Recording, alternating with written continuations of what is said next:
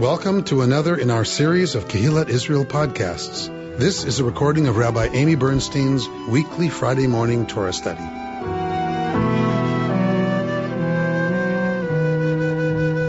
We are at Parshat Yitro this week, and the triennial reading puts us at the actual events of Sinai. And the actual revelation at Sinai. So we could spend 2 weeks on this parsha. We could spend 2 weeks on this triennial reading. Chapters 18, 19, and 20, we could be here a really, really long time. Maybe we'll do that someday. Look at all the traditions and midrashim around Revelation. We've, over the years, done some of them. But we're not going to do that today. we don't have time. So there's a lot here. Obviously, this is, we spend a lot of time really in this parsha. We live into this parsha all the time, even studying Torah, right? We come to kind of the core of this week's parsha. The revelation that we have in this week's parsha, it's going to continue next week, obviously with Mishpatim, with laws. But this one is the 10 Commandments. The version that we have in Exodus. There's a different version of the 10 Commandments in Deuteronomy. So let's look at a little bit of Torah, because there's a lot going on here. We've studied this every year, right? We've studied this story every year. So 18, 19, and 20, we have reviewed lots of times. We've reviewed it together 11 times because I'm starting my 12th year in July. So we've done this 11 times. So we always, kind of lean in a little differently to it. But I have a few ways I want to look at it today, continuing our conversation from last week. So those of you who were here last week, and we talked about understanding Israel, biblical Israel as a character, and looking at the work, her name just went out of my head, of our scholar of literature who really looks at what we have in Torah as the character of Israel. And we're going to look, we started with weaning in the desert last week, and we're going to talk about the next stage of development in this character's becoming. And once we move from weaning, so around toddlerhood, then we have, of course, the rites of someone entering initiation into the tribe. Okay, so that's how we're gonna have some fun looking at it that way this morning. So I want to fly through some of this. There's stuff I want to highlight from 18, but I mostly want to fly through 18. Yitro, right? So Vayishma, so the whole portion is Yitro. Vayishma Yitro chohen Midyan choten Moshe. So who heard? Yitro heard. Who was Yitro? The priest of Midyan, choten Moshe, the father-in-law of Moshe. And what did he hear? He heard everything that Elohim had done for Moshe and for Israel. Elohim's people, that Yud-He Vav-He had taken them out of the land of Egypt. So Yitro takes Sipporah, Moshe's wife, after she had been sent home. We don't know when she was sent home. We have nothing about this. We don't know what's going on here. Probably a lost piece of the tradition. And her 2 sons, of whom one was named Gershom, that is to say, I have been a stranger in a foreign land. Presumably that means Moshe has named his son, I was a foreigner in a foreign land. What foreign land was, where was Moshe a ger? Where was Moshe a stranger? In Egypt? He was a prince of Egypt. In Midian? Right? Okay. So we have to kind of figure out what that means a little bit. And the other was named Eliezer, meaning the God of my father was my help and delivered me from the sword of Pharaoh, from Eli and Ozer, help. Yitro, Moshe's father-in-law, brought Moshe's sons and wife to him in the wilderness where he was encamped at the mountain of God. He sent word to Moshe, I, your father-in-law Yitro, am coming to you with your wife and your 2 sons. Moshe does the right thing. He goes out likrat chutno, to greet his father-in-law. That is how you show respect. You don't wait for them to come to you. You go meet them when you hear they're on their way. He bowed low. So again, this is proper behavior for someone that you are showing respect to. He bowed low and kissed him. Each asked after the other's shalom, and they went into the tent. So there, Moshe tells his father-in-law everything that Yud-Heh-Vav-Heh had done to Pharaoh and to the Egyptians for Israel's sake, all the hardships that had befallen them on the way, and how Yud-Heh-Vav-Heh had delivered them. Remember some of the hardships we talked about last week? And Yitro rejoiced over all the kindness that Yud-Heh-Vav-Heh had shown Israel when God delivered them from the Egyptians. Vayomer Yitro, Baruch Adonai. Yitro, the priest of Midian, blesses Yud-Heh-Vav-Heh, right? Says, blessed is Yud-Heh-Vav-Heh who delivered you from the Egyptians and from Pharaoh, and who delivered the people from under the hand of the Egyptians. Ata, now, Yadati ki gadol Adonai mikol Elohim. Now I know that Yud-Heh-Vav-Heh is greater than all the gods. Yes, by the result of their very schemes against the people. That is a very tangled sentence, even in Hebrew. And Yitro, Moshe's father-in-law, what did he do? He brought Olah uzvachim. He brought burnt offerings and sacrifices to God. And Aaron came with the elders of Israel to partake of the meal before God with Moshe's father-in-law. I want to stress this to us. This is a priest of Midian who comes and blesses God and then brings sacrifices to God, Yud-Heh-Vav-Heh God, and Aaron, the high priest, eats of that sacrifice. And so does Moshe, right? Lifnei HaElohim, before God. This is absolute proof that it did not matter that Yitro was not Israelite. It did not matter. He worshiped Yud-Heh-Vav-Heh. He brought sacrifices to Yud-Heh-Vav-Heh, and the high priest of Israel sat and ate in a sacred meal with Yitro. I can't overstate, right, what this tells us about the attitude, at least in Torah, for people worshiping our God, worshiping with us, participating with us, and the highest officiants of Israelite religion sit and eat of that sacred meal with Yitro. Next day, Moshe does what Moshe does. He sat as magistrate among the people. Well, I don't love that translation. Vayeshev Moshe lishpot et ha'am. He sat in order to judge for the people. Vayamod ha'am al Moshe min haboker ad ha'arev. And the people stood, waiting essentially for Moshe from the morning till nighttime. There's many traditional commentaries that jump all over this, that Moshe is sitting and the people are standing. And Moshe's father-in-law saw how much he had to do for the people. And he said, what is this thing you're doing to the people? Why do you act alone when all the people stand about you from morning until evening? Moshe replied, it's because the people come to me to inquire of God. When they have a dispute, it comes to me. I decide between them, and I make known the laws and teachings of God. But Moshe's father-in-law said, the thing you're doing is not right. You will surely wear yourself out, and these people as well. For the task is too heavy for you. You cannot do it alone. Now listen to me. I will give you counsel, and God be with you. You represent the people before God. You bring the disputes before God, and enjoin upon them the laws and the teachings, and make known to them the way they are to go and the practices they are to follow. You shall also seek out from among all the people capable men who fear God, trustworthy men who spurn ill-gotten gain. Set these over them as chiefs of thousands, hundreds, fifties, and tens, and let them judge the people at all times. Have them bring every major dispute to you, but let them decide every minor dispute themselves. Make it easier for yourself by letting them share the burden with you. If you do this, and God so commands you, you will be able to bear up, and all these people too will go home unwearied. Yavo v'shalom. They also will go to their place b'shalom, in peace, in wholeness, in a good state. Vayishma Moshe lekol chotno. And Moshe heeded his father-in-law and did what he said. And he chose people and put them over different sizes of groups. and they judged the people at all times. Then they came to Moshe as Supreme Court.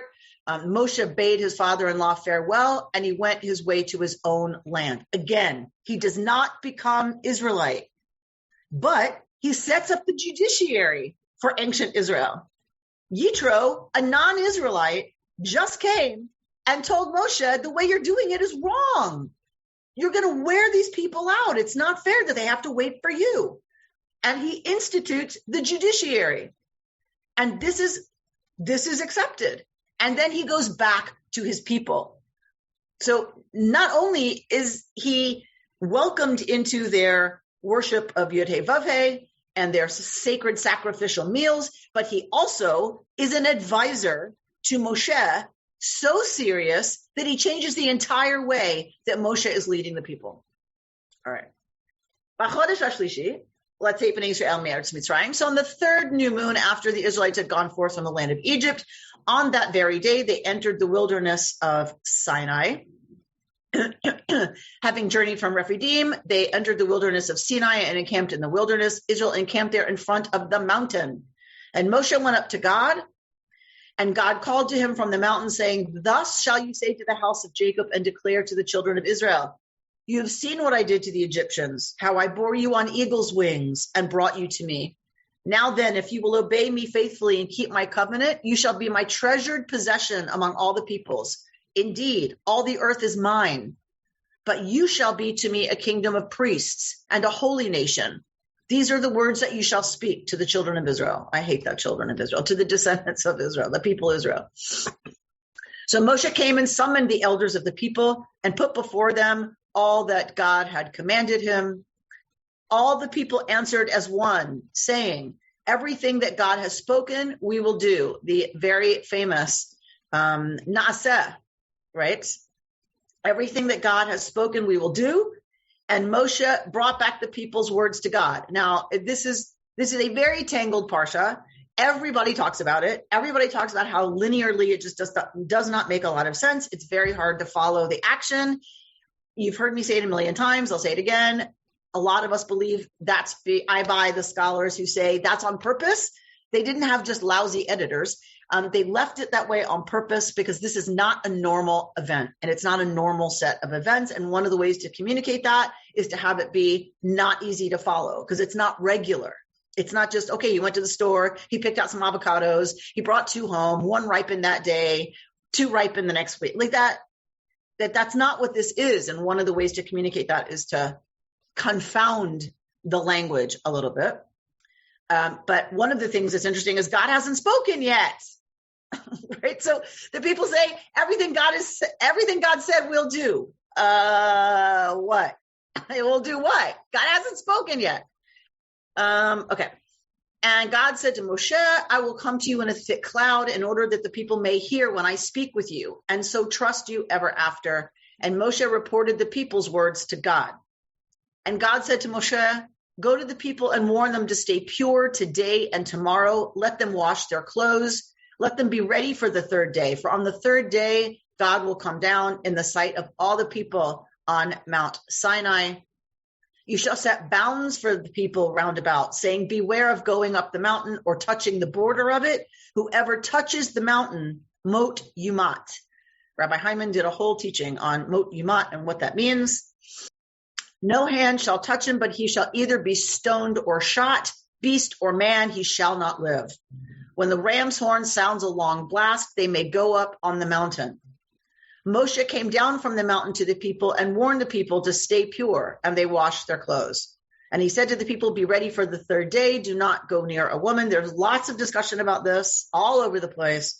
But essentially, you are to refrain from sexual relations because you're supposed to be focused and you're supposed to be pure. And we know that emissions make you impure.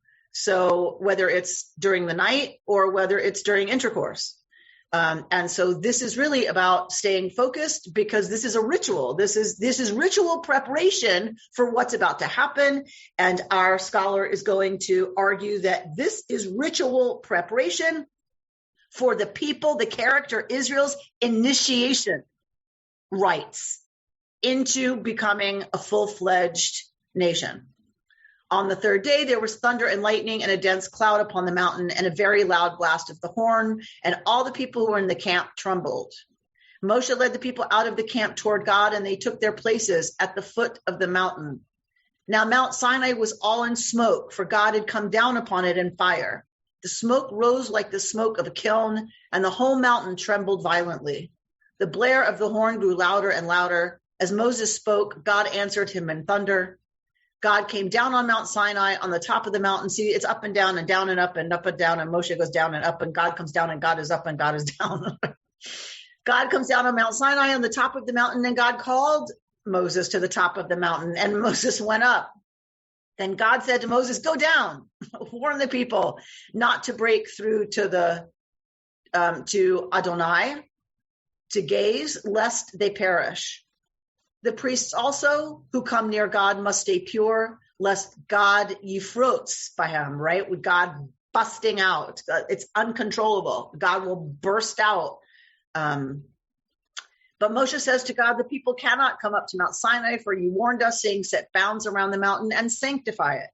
So did God forget that? So God says, go down and come back together with Aaron, but let not the priests or the people break through to come up, lest God break out against them. And Moshe went down to the people and spoke to them. So again, up and down, up and down, up and down, up and down. It's like 8 times this goes on. And Nanette, we are seeing your iPad scribble, just so you know, so that you don't write something you don't want us to see, because everybody can see it. So that blue line on the left. Okay. So now we have Moshe went down to the people and spoke to them, right? And presumably now we have Vaydaber Elohim et kol ha'dvarim ha'eleh lemor. So God is now speaking all of these things. And here come the 10 commandments. So traditionally in Shul, we stand when the 10 commandments are read from the Torah.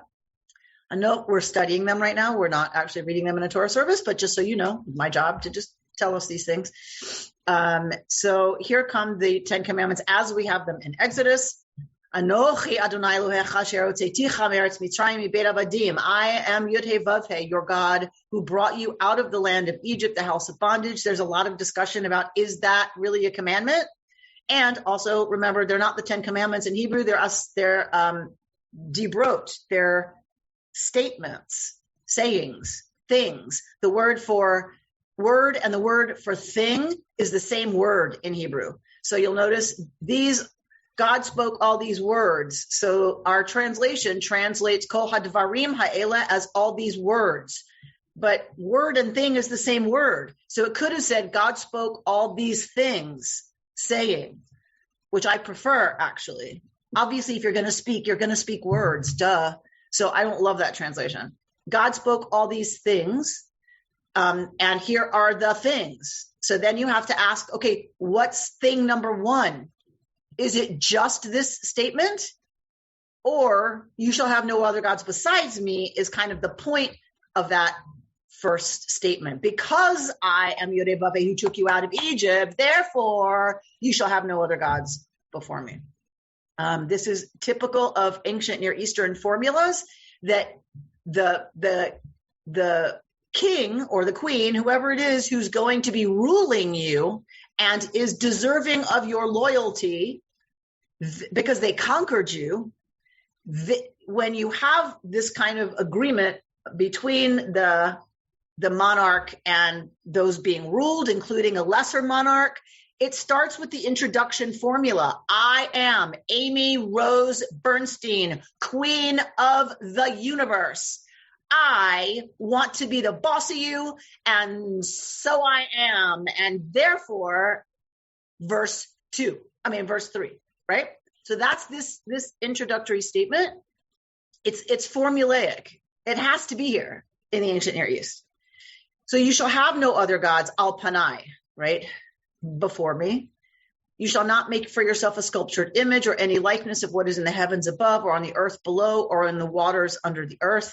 You shall not bow down to them or serve them, for I am Yud-Heh Vav-Heh, your God. I am El Kana. I am a God who is very clear that I am deserving of your loyalty. And should you break that loyalty, it's going to go very bad for you. That's what kana means. Kana is what a husband is entitled to feel if his wife gets involved with someone else. So it is an exclusive loyalty agreement and relationship. And if you step outside of that, what the injured party gets to, what they get to live into is kana. So people like to say jealous or whatever, but that's not really what it means.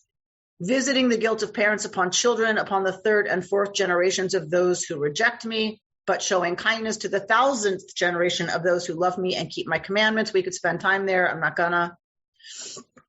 It's essentially collective responsibility, which we can pretty easily reconstruct, right? If y'all poison the waters, guess what's going to happen to the third and fourth generation, right? You shall not swear falsely by the name of Adonai your God, for God will not clear one who swears falsely by God's name. Zechor et Yom HaShabbat l'kodsho. Remember the Sabbath day and sanctify it.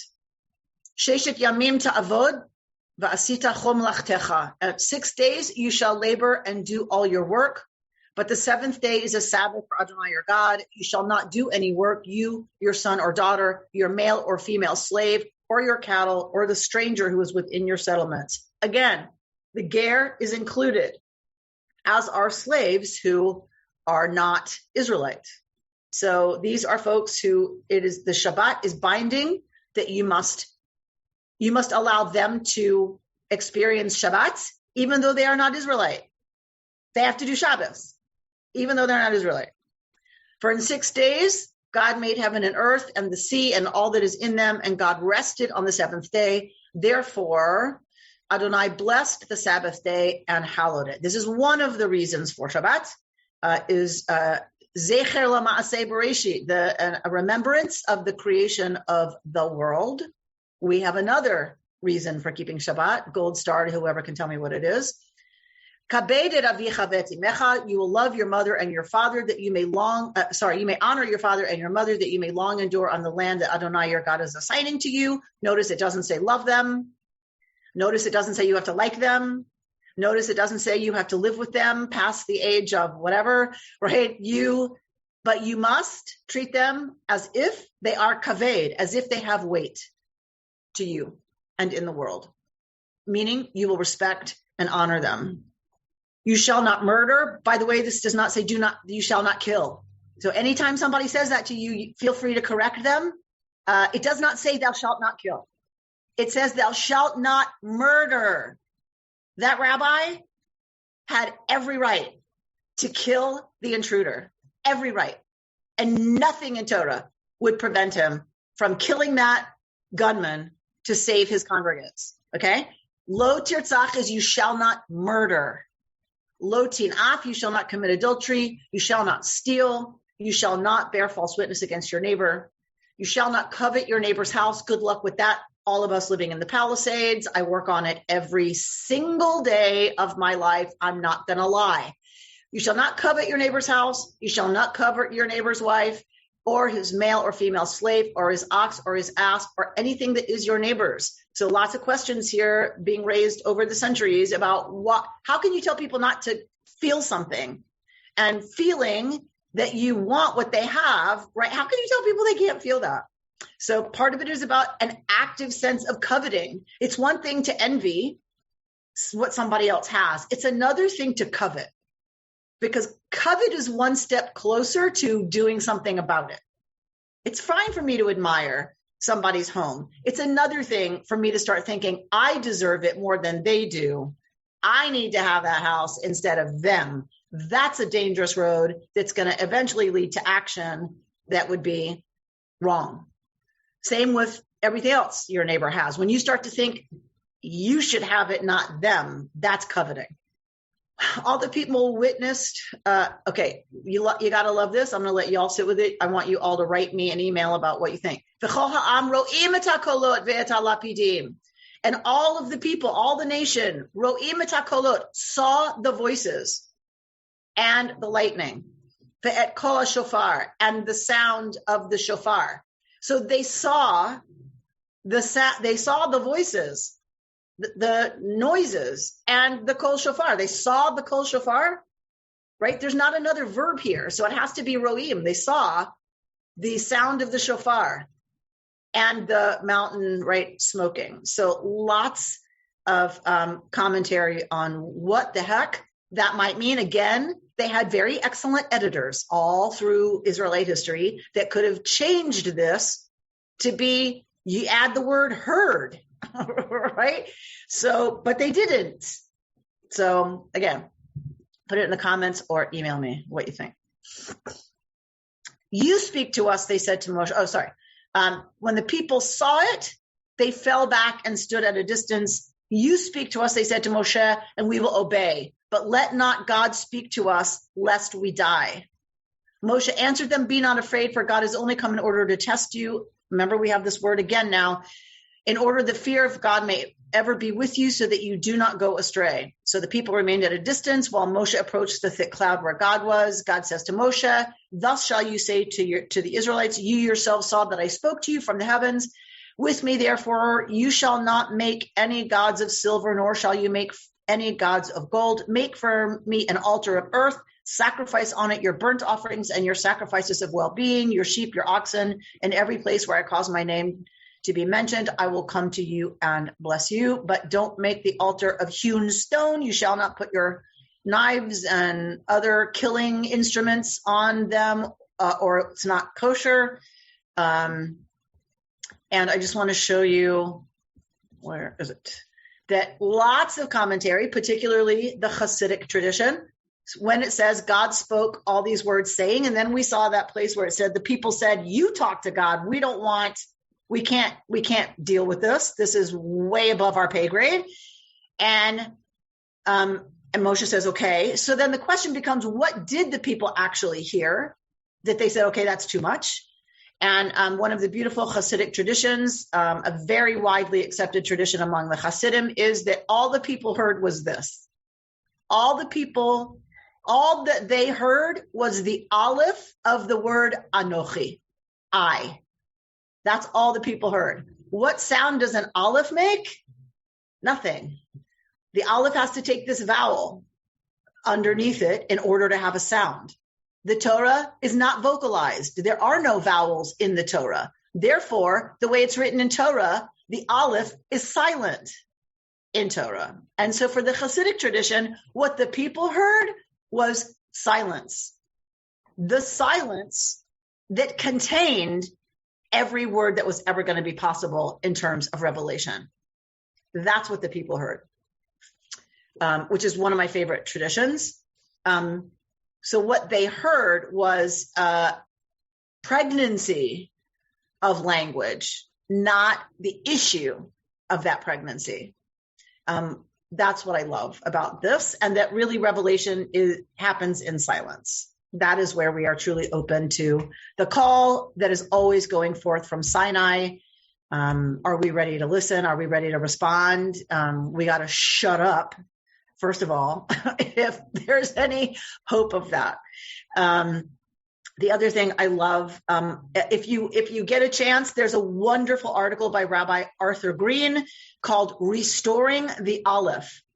And you can get that PDF for free online, Restoring the Aleph, one of the most beautiful pieces about silence and mindfulness and meditation and how old and how important our understanding is that is where revelation occurs. So it's contemporary mysticism, and it's beautifully articulated, really beautifully articulated. Okay. Let me see where we're at. All right. What's happening, people? How are we doing? Everybody okay? I know I just flew through that and it's already half an hour gone. And Melinda. Hi. I heard an interpretation that I really loved, and you mentioned all of the up and down language. And I love the idea that I read somewhere forever ago that in some interpretations, God actually lifts up the entire mountain and the people gather under it with fear of a mountain being dropped on their head, but the mountain itself forms the canopy, the chuppah for the wedding of the people of Israel to their God. Beautiful. That midrash comes from the fact that the people are tachat hahar. which could be translated at the base of the mountain, but it literally means they are under the mountain. So then the rabbinic tradition, in its beautiful capacity for imagination, says, well, what could that mean, right? There's multiple levels of truth, obviously, in every word of Torah. So what does it mean they stood under the mountain? That doesn't make any sense. Oh, yes, it does. If this is a wedding ceremony between God and Israel, and they're both signing the agreement, and they're marrying each other, the mountain is the chuppah. Beautiful. On that same page of Talmud, it says, God lifts the mountain over the people and says, will you accept my Torah? And they go, sure. Yeah. Right? So otherwise, I'm dropping this mountain on you. So then there's a whole conversation among the rabbis about, can a coerced agreement be enforced? And whenever they want to make an excuse for the people of Israel, they're like, they were coerced. You can't hold them responsible for agreeing to something under coercion, right? So it's a very lovely and fantastic, creative way to excuse the people for not fulfilling the mitzvot. Is because, well, you threatened them. You can't expect them to, you can't enforce an agreement that was done under threat. All right. So yes, two beautiful midrashim about the mountain. Join the army or go to jail for selling drugs. Okay, Barry. So, yeah, that's the deal they make with people. You can go to jail or you can join the army. Right. So if you're coerced, what? Right? How meaningful is that? I don't know. Is that what we're saying? Like, does it change the understanding of what service is if you're literally drafted into it? Dana? I had a quick question. Actually, I was thinking about it when you were talking about Yitro, since he wasn't part of the Israeli. The Israelites. The Israelites at this point are a mixed multitude. They're the slaves and everything else. So, but then now we're calling them as a group the people Israel. Correct. So they're a mixed multitude. They're coming together. Correct. How long have they been away? How long has it been? 3 months. 3 months. Okay. 3 months.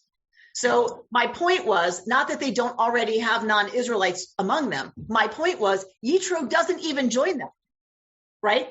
The mixed multitude joined the people Israel and signed on to that mission and signed on to being part of the people Israel now. And they're standing at Sinai now. Yitro's not at Sinai, right? Yitro is not signing on with the Jewish people. He's the priest of Midian, right? So even he worships God, eats the holy sacrifices. Moshe and Aharon eat that sacrifice with him. So, right, it's obviously kosher, and to use an anachronism. Right, and he goes on his merry way. He goes back to his people. He doesn't join the Israelite people. I was just stressing it for that reason. And then he sets up the judiciary. So he becomes a major council to write how to run ancient Israel without joining the Israelite project. Okay. All right. We ready to go to initiation? You ready? All right. So all y'all who know about this stuff, tell me some of the factors that happen with initiation rites. What happens? You take, and we're talking about boys. We're talking about boys. For the most part. They get anointed? They get anointed only if you're going to change status from, that's usually a sacral role. They're not anointed normally, I don't think, in tribal practice. I thought you were asking about the priest. I must. No. I'm talking about initiation rites for all of humanity. All cultural, right? Terrestrial human culture. What are some of the factors in initiation rites? Mark? Circumcision. There are all kinds of sacrifices and endurance tests and things of that sort to both inculcate the values and to test the worthiness and to demonstrate the value of becoming a member of the group. Lovely. Okay, so notice you just used the word test.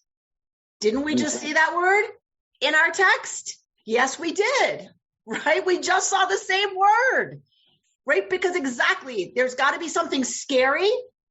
Usually boys are taken away from home, away from their mothers, away from the women, away from their lives as children, where they are safe and treasured. They are taken away from that. They are taken someplace else, right? They're taken someplace else, strange. Scary things are set up to be done to them or around them.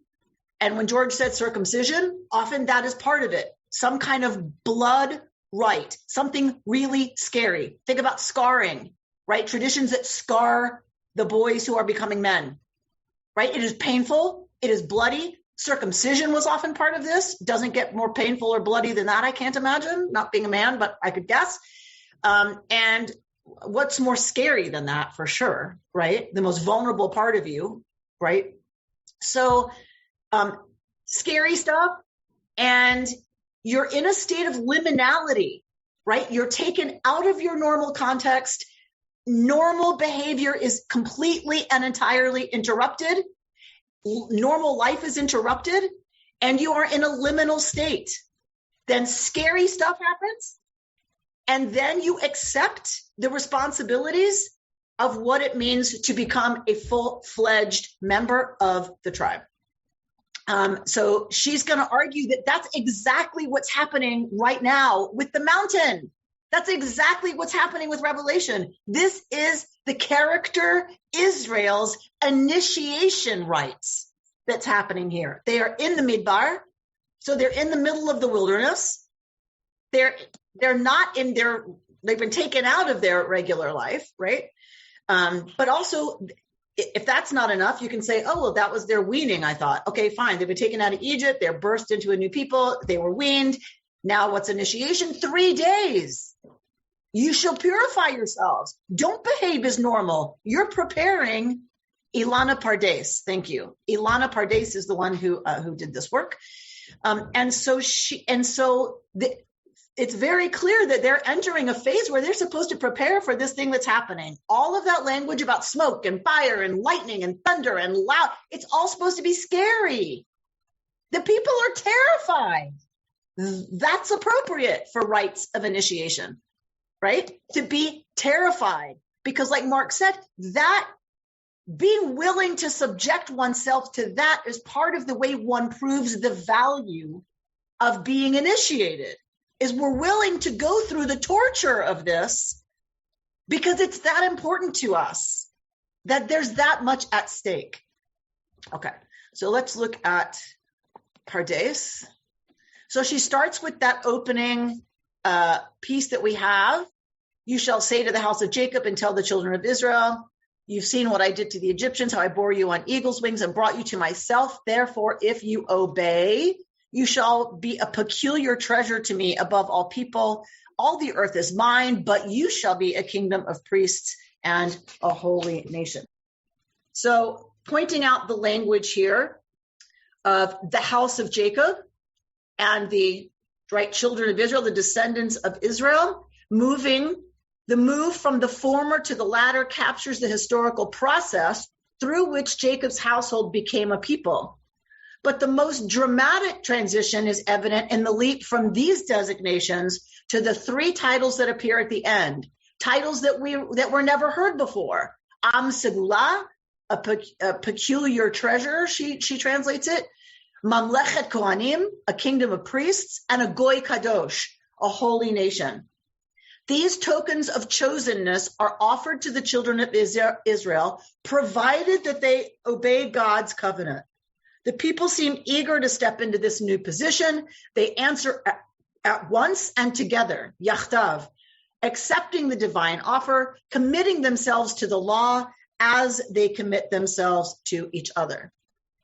She then brings the words of Deuteronomy with this same language, right, of God found us in a desert region, in a howling waste, watching over us like the people of God's eye, like an eagle who rouses God's nestlings. So using this language again. And she talks a little bit about that, how eagles catch their young on their backs. But I want to go down to this paragraph. One could regard the entire period of wandering as an initiatory voyage in an empty, howling waste, through which the father introduces his chosen firstborn son into the realm of sacred knowledge. Indeed, as I claimed at the outset, metaphors of national birth, suckling, and initiation intermingle throughout the Pentateuchal account of national formation. But at Sinai, the most sacred station along the road, the most secluded site in the desert, accessible, it seems, only to those who are brought there by God, the Israelites undergo rites that bear a more pronounced resemblance to initiation rites. Above all, they bear resemblance to initiation rites at the onset of puberty, whose role is to mark the boy's turning away from childhood and entrance into the world of social responsibilities. Such rites often involve a period of seclusion, a liminal phase, and to use Arnold van Gennep's terms, in which the initiates are taken to an isolated zone where the sacred codes and customs of the community are revealed to them. Doesn't get any closer than that, right? The expectations are revealed to them. That's exactly what we have here is revelation. But I love, it's just so much fun to think about it this way. Like, I've always used the word revelation, but I never really got it, right? Like, what a great way to think about this, that this is the next natural stage of human development in the ancient world, is that you would reveal the expectations of adult full membership in the tribe. You don't tell that to children. They know you can do this, you shouldn't do that. But lots is kept secret until these rites of initiation. Then the codes and customs of the community are revealed. I love that. Love. Okay. So she draws a lot on Greek mythology as well, ancient mythology throughout the world, and she draws on Greek stuff as well, starting here at this word flying. Flying at the appropriate height, as Daedalus warns his son Icarus, is an art. Those who venture to exceed human limits or misjudge their power can only lose their feathers in the terrible heat of heaven and fall into the deep. The people are required to follow Moses' instructions meticulously in preparation for the event. They must purify themselves, wash their clothes, refrain from sexual relations, and above all, resist the temptation to climb the mountain. Take heed, right? She quotes chapter 19 about not touching the border of it, or they shall be put to death. The peculiar prohibition against touching here and in the next verse discloses the illicit, somewhat incestuous desire that such initiatory moments generate, to draw even nearer to the divine, to become one with God, to touch his body. But just as sexual relations in the human sphere are regulated, so too the contact between the human and the divine is confined. Moses set bounds about the mountain. A careless glance at the divine realm, let alone touch, means death. Sacred intimacy is at the same time the heart of horror and the greatest desire of all. Right, people? Mm-hmm. Yep. Love that. And then, because I just wanted to lift this sentence up for you, do the people crave, among other things, to touch the rocky breasts of the deity, right? We were talking last week about longing for the absent mother, longing, right, for the breast. They are being weaned. And, right, so is the, same with, boys and incestuous, feelings and whatever. So she's lifting up this erotic quality between God and Israel. And Emma Linda quoted it earlier. It's all over the rabbis. The rabbis see this as a wedding many times, or an adoption. I prefer adoption. But right, if it's a wedding, for the rabbis to say that, there's already an erotic quality to the relationship that the rabbis are owning. God loves Israel. God wants to join with Israel. God comes down on that mountain, right, to do that. But here she's saying, that it's a normal thing for the young initiate, right, to have those kinds of experiences and feelings for, I would say, any authority figure involved in their transformation, and that's why those bounds are set so carefully around the mountain that don't look, and certainly do not touch. Right, that is a very clearly bounded ritual, a very bounded experience, because what we have here is initiation. So this idea of the people Israel being initiates at this point, Torah is hot. Thank you, Emelinda.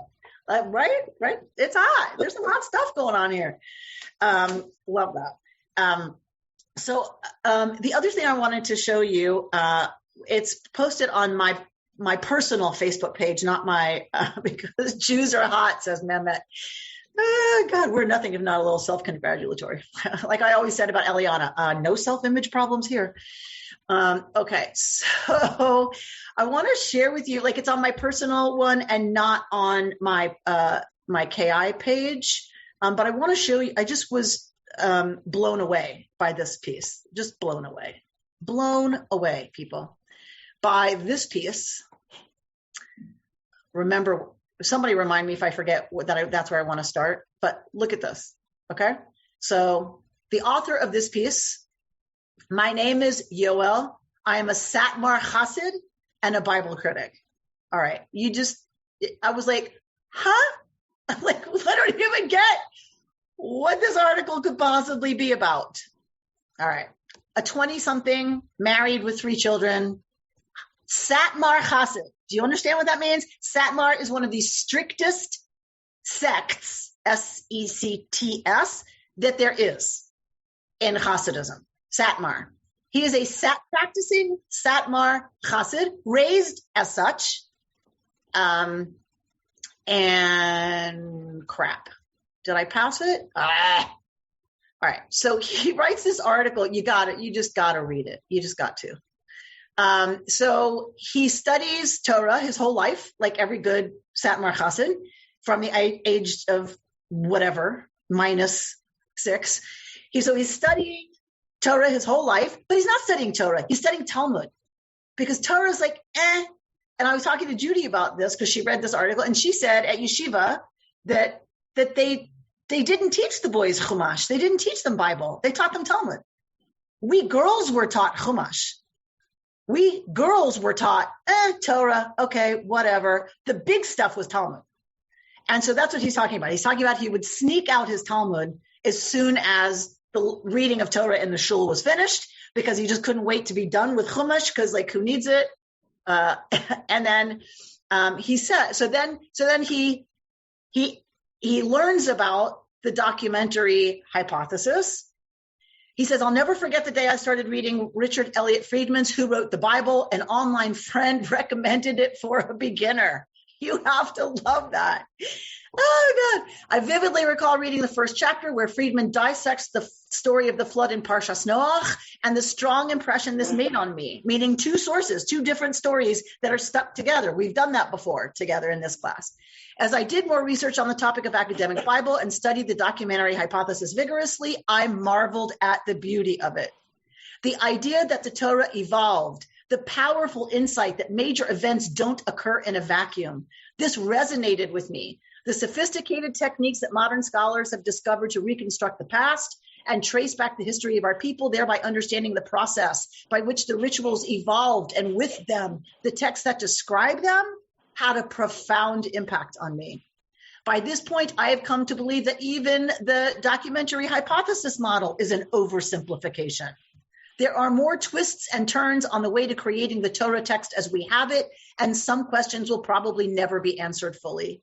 Yet, I still cherish the idea behind it, which left such an indelible impression on me and influenced my way of thought. By losing my old conception of the entire Torah being revealed all at once to the entire nation of Israel, I gained a deep understanding of how our tradition evolved, how our ancestors were influenced by the people around them, and how they differed from the surrounding nations. When things were put in context, so many obscure chukim of the Torah, which I used to consider impenetrable to a simple mortal like me, now made sense. The intellectual thrill of trying to find the right pieces of the puzzle and rearrange them cannot be overstated. More than merely understanding the Torah on an intellectual level, I discovered a hidden treasure in a text which before then I had barely found meaningful. The more I came to believe that the Torah was written by humans, for humans, from a human perspective, the more I appreciated what it said. In a paradoxical way, once I ceased to view the Torah as a direct divine document beyond human understanding, only then did I start seeing the real divinity hidden underneath the ancient myths and fables of our ancestors. Only then did I realize how these extraordinary people of Judah, sitting in a small land between the mighty kingdoms of the ancient Near East, always threatened to be crushed by them, cemented the basis that was to become the foundation of morality, justice, faith, and hope for half the world's population. Boom! Mic drop! Is there a more beautiful statement of understanding Reconstructionism's perspective on how Torah came to be? Oh my God! I'm practicing Satmar Chesed. My assumptions are challenged all the time, and I love that. Right? That was one of the most beautiful articulations of how and why we study this as a sacred text and treat it as a sacred, obligatory call for us every day, and own that it is written by humans for humans. They are not in any way mutually exclusive. And I just have never heard a more beautiful articulation of why. Right? That somebody who believed it was divine revelation, he's like, okay, whatever, the red heifer, whatever, right? Let me get to Talmud, right? But once you understand who these people were, what the context they were living in was, what was going on around them, what the neighbors were doing, what messages they were getting, and how they sat with that, and then needed to figure out what was meaningful for them. Where do we want to push back? Where do we want to take from them? Where do we want to borrow? Where do we want to completely overturn? And therefore, here's what we're going to do to try to live into being a people who's an Am Segula and an Am Kadosh, a Goy Kadosh, a holy people. This is what we're going to do to try to live into that. If there's, what's more meaningful than that, he's saying. And that when he understood that's what was going on in Torah, now he could relate to Torah. Ah, gorgeous. Okay, Judith. How can he remain a Satmar Chesed, though? Okay, so this is why I said challenges my assumptions all the time, because we assume somebody who's practicing as a Satmar Chesed has to believe revelation is from God on Sinai all at once. Apparently not. But isn't it the teaching of the sect? What do you mean teaching? Well, I think that they teach that. He's reconstructed it, so he doesn't believe that part. Okay. I didn't realize there was that kind of room for thinking. Right? Notice he did not publish his last name. Yeah. Another clear picture of himself. And probably not him at all. It's identifiable. So he's not going to identify himself yet, obviously. And I really believe there are many more like him. Yes. Who are living that life because it's meaningful. And as somebody just put in the chat, Kaplan had orthodox praxis until his death at 103. His praxis remained orthodox his whole life. The founder of Reconstructionism. Why? Which is kind of what I hear behind your question, Judith. Why keep doing that stuff? Why live in that community if you disagree so vehemently with one of their core teachings? Well, part of it is living in the community. I think staying in the community. Apparently, Kaplan was very close at the end of his life to becoming an atheist. That's according to people who knew. But my point is he ate according to Orthodox standards of kashrut. That's right. Why? If you don't believe in a God that commanded that, why would you continue to practice that? To be a part of the community. People in his community didn't eat like that. The Orthodox community? He wasn't part of the Orthodox community. Not then, not at the end. Kaplan, right. That's my point. He continued Orthodox praxis with a Reconstructionist theology. I would challenge us to think about that, right? Like, in other words, it did not make his practice of halacha any less meaningful that it didn't come from God. That's what the Satmar Chassid is saying. The same thing Kaplan said and lived. That's what's so exciting to me, I think, and so mind-blowing and heart-opening and hopeful, right? Is it Kaplan said, okay, just because it doesn't come from God does not mean it's not meaningful that we evolved practices around eating that helped us feel like we were consuming in ways that made us an Am Segula and a Goy Kadosh. It doesn't have to come from God. And the Satmar Chassid goes further and says it's more meaningful to him that it's dafka not from God, that it's from human beings reaching for holiness.